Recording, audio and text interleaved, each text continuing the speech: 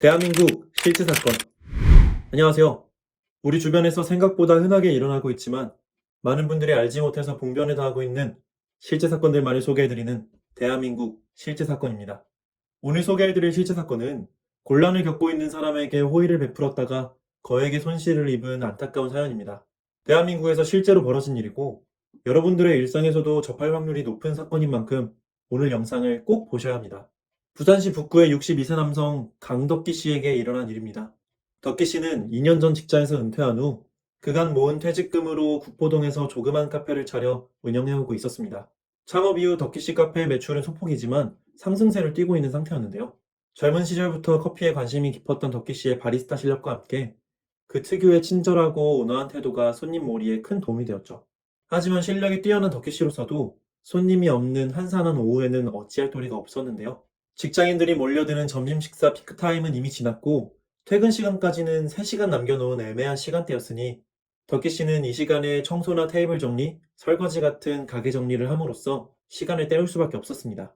사건 당일의 오후 시간대 역시 마찬가지로 덕기 씨는 점심 손님이 떠나고 조용해진 매장을 정리하고 있는 중이었습니다. 그런데 그때 20대 초반쯤 되어 보이는 한 젊은 여성이 자기 몸만한 캐리어를 끌고 카페 안으로 들어오는 것이었습니다. 구포역에서 내려서 걸어온 듯한 그 여성은 캐리어가 무거웠는지 땀을 뻘뻘 흘리고 있는 상태였는데요. 덕기 씨는 손님이 안쓰러운 마음에 음료를 직접 테이블로 가져다 주게 되었죠. 손님은 미소를 지으며 고맙다고 고개를 숙여 보였는데요. 그런데 손님이 어쩐지 난처한 표정을 지어 보이며 저기요 하고 뭔가 말을 꺼내는 것이었습니다.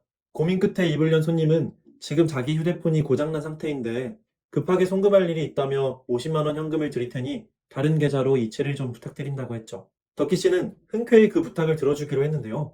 때마침 카페가 한가로운 시간대였기도 했고 젊은 청년이 고생하는 모습이 안타깝기도 했던 것입니다. 덕기 씨는 손님이 준 쪽지에 적힌 계좌번호로 무사히 입금을 마쳤죠. 그러자 그 손님은 몹시 감사해하며 보답이라도 하려는 양 음료 한 잔과 케이크를 추가로 주문하는 것이었습니다. 덕기 씨는 기쁜 마음으로 손님이 주문한 메뉴를 가져다 주었죠. 그렇게 한가로운 오후의 카페에서 그 손님은 한동안 조용히 휴식을 취했는데요. 그렇게 1시간 정도가 지나갔을 때 손님이 다시 난처한 표정을 지으며 재차 덕기 씨에게 부탁을 해오는 것이었습니다. 덕기 씨 카페에서 만나기로 한 사람이 있는데 약속 시간이 지나도 오질 않는다는 것이었죠. 그런데 휴대폰이 고장났으니 연락할 길이 없어 난감하다는 것이었습니다.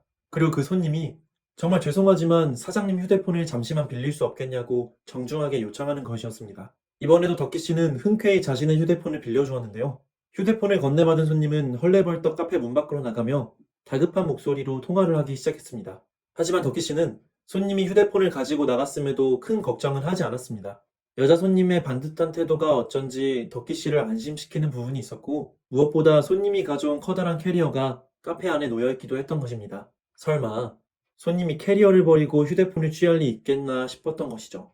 그리고 덕기 씨의 예상대로 10분 뒤에 손님은 카페 안으로 돌아와 덕기 씨에게 휴대폰을 돌려주었습니다. 정말 감사히 잘 썼다는 손님의 감사 인사에 덕기 씨는 별거 아니니 괜찮다며 기분 좋게 웃어 보였죠. 그리고 그 여자 손님은 일이 잘 풀린 건지 홀가분한 표정으로 캐리어를 들고 밖으로 나갔습니다. 덕기 씨는 다음에 또 찾아주시라고 손님을 배웅한 뒤 콧노래를 부르며 저녁 영업 준비를 시작했죠. 덕기 씨 입장에서도 간만에 보는 기분 좋은 손님이라는 생각이 들었습니다. 그렇게 그날 하루가 흘러갔고 그 후로도 덕기 씨는 여느 때와 같이 평온하게 카페를 운영해 나갔죠. 그리고 2주가 지난 무렵의 일이었습니다. 매월 20일은 덕기 씨의 신용카드 이용 대금이 결제되는 날입니다. 그리고 매월 12일쯤에는 신용카드 이용 대금이 얼마 출금될 예정이다 라는 안내 문자 메시지가 발송되죠. 하지만 이상하게도 12일이 지나도 신용카드 이용 대금에 관한 문자 메시지가 덕기 씨의 휴대폰으로 전송되지 않았습니다. 덕기 씨는 별 대수롭게 생각하지 않고 있다가 25일쯤에 컴퓨터로 신용카드사 홈페이지에 접속해서 신용카드 이용 대금을 살펴보게 되었죠. 그런데 덕기 씨는 이용 대금 명세서를 살펴본 뒤 경악을 금할 수가 없었는데요. 무려 2천만 원이 훌쩍 넘어가는 거액의 금액이 덕기 씨의 신용카드 이용 대금 명세서에 찍혀 있었던 것입니다. 원래 200만 원쯤 나와야 할 금액이 10배가 되었으니 덕기 씨는 뒷목을 잡고 주저앉을 수밖에 없었습니다. 간신히 진정을 하고 신용카드 이용 대금 명세서를 찬찬히 살펴본 덕기 씨. 그는 이용 대금 명세서에서 1,800만 원 가량이 한 번에 결제가 된 날을 발견하게 됩니다. 그날은 2주 전 한 여자 손님이 덕기 씨의 휴대폰을 빌려간 바로 그날이었습니다. 그제서야 덕기 씨는 그 손님이 덕기 씨의 휴대폰에 무슨 수를 쓴 것 같다고 의심을 하게 되었죠. 하지만 덕기 씨의 추측이 맞다고 한들 당장 그 손님을 붙잡을 길은 없었고 이미 덕기 씨의 생돈 1,800만 원은 카드 회사의 이용대금으로 빠져나간 뒤였죠. 지금까지 부산시 북구의 62세 남성 강덕기 씨가 겪은 피해 사례를 들으셨습니다. 덕기 씨는 친절한 마음으로 젊은 손님에게 휴대폰을 빌려주었다가 큰 금전적 손실을 입고 말았죠. 우선 덕기 씨에게 접근한 여자 손님은 처음부터 덕기 씨에게 사기를 치려는 계획을 가지고 카페로 들어왔는데요. 그런데 그 사기꾼은 도대체 어떻게 덕기 씨의 돈을 강탈할 수 있었던 것일까요? 도무지 영문을 알 수 없었던 덕기 씨는 카드사와 경찰에 연락해 사기를 당했다며 자신의 억울함을 호소하였습니다. 그리고 경찰이 추가로 조사해본 결과 사기꾼의 모든 행동이 덕기 씨를 속이기 위한 치밀한 함정이라는 사실이 밝혀지죠. 오늘 사건 사례를 유심히 들으셨던 분들이라면 몇 가지 의심 가는 포인트가 머리에 스쳐 지나가실 것 같은데요. 지금부터 저희 실제 사건이 사기꾼의 노림수를 하나하나 밝혀드리도록 하겠습니다. 먼저 첫 번째, 사기꾼은 무거운 캐리어를 들고 땀을 뻘뻘 흘리는 채로 덕기 씨의 카페로 들어왔죠. 그런데 이 행동 자체가 덕기 씨의 동정심을 사기 위한 노림수였습니다. 젊은 청년이 무거운 짐을 들고 낑낑대고 있으니 타인의 동정을 사기에 무척 좋은 모양새였던 것이죠. 그리고 사기꾼의 함정은 거기서 그치지 않았습니다. 사기꾼은 50만 원이라는 상당한 금액을 덕기 씨에게 건네고 계좌이체를 부탁했는데요. 언뜻 무의미하게 보일 수 있는 이 행동 또한 치밀하게 설계된 행위였습니다. 사기꾼은 일단 50만 원의 송금을 부탁하여 자연스럽게 소파 의자 옆자리를 내어주며 몸을 틀었습니다. 그러면서 송금할 계좌번호가 적힌 쪽지를 손에 들고 보여주었죠. 덕기 씨는 아무 의심 없이 사기꾼 옆자리에 앉아 보여주는 계좌번호를 보며 송금을 완료했습니다. 바로 옆에부터 애교가 가득한 미소를 지으며 고맙다고 하는 사기꾼에게 살짝 정신이 팔린 덕기 씨. 덕기 씨는 자신이 계좌이체를 하며 핸드폰 패턴과 간편한 이체 앱의 비밀번호를 찍는 화면을 사기꾼에게 모두 보여줬다는 사실을 인지하지 못하였죠. 이미 사기꾼과 호의적인 관계가 형성된 덕기 씨는 잠시 휴대폰을 빌려달라는 사기꾼에게 휴대폰을 흔쾌히 빌려주게 되었습니다. 이때 사기꾼은 캐리어를 놓고 밖으로 나감으로써 또 한 가지 자신을 신뢰하게 만드는 장치를 설치하는 치밀한 면모를 보였죠. 그 뒤 카페 문 밖에 나간 사기꾼은 덕기 씨의 휴대폰을 자기 마음대로 쓸 수 있는 절호의 찬스를 맞이하게 되었습니다. 방금 전 송금을 부탁하며 덕기 씨의 휴대폰 잠금 패턴과 은행 앱 간편 비밀번호까지 모두 획득한 사기꾼. 이제 덕기 씨의 휴대폰은 사기꾼의 것이나 다름없는 상태였습니다. 사기꾼은 밖에 나와 잠깐 전화통화를 하는 신용을 한 뒤 덕기 씨의 시야 밖으로 사라져 재빨리 핸드폰에 저장된 앱 목록을 훑었습니다. 그 후 사기꾼은 휴대폰과 카드 결제가 연동된 쇼핑몰 앱에서 고가의 명품 가방과 구두, 그리고 화장품들을 결제했습니다. 이 모든 작업을 끝내는데 10분이 채 걸리지 않았으니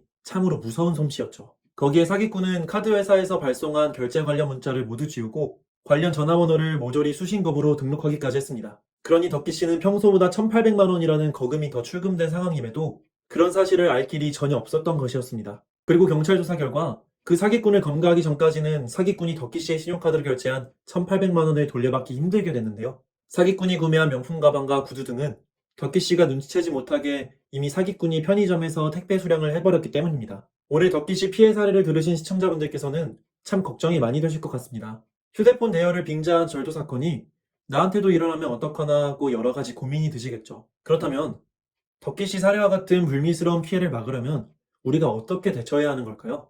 그 해결책은 아주 간단합니다. 그 어떤 상황에서도 자기 휴대폰을 남에게 빌려주지 않는 것이 최고의 정답이라고 할 수 있겠습니다. 현 시대에서 휴대폰은 단순히 전화 기능뿐만 아니라 신분 증명 및 은행 거래 같은 온갖 중요 기능을 담당하고 있는 상태입니다. 그러니 휴대폰을 남에게 건넨다는 것은 나의 모든 정보를 송두리째 남에게 맡기는 것과 똑같은 행동임을 의미합니다. 특히 최근 들어서는 각종 휴대폰 결제 시스템이 간편화되어 간단한 비밀번호나 패턴을 입력하는 것만으로도 금융거래를 할 수 있게 되었는데요. 심지어 구글 플레이 스토어의 경우 아무런 인증 절차 없이 자동 결제가 가능하기까지 하니 요즘 시대엔 절대로 휴대폰을 남에게 건네주어서는 안 되는 것입니다.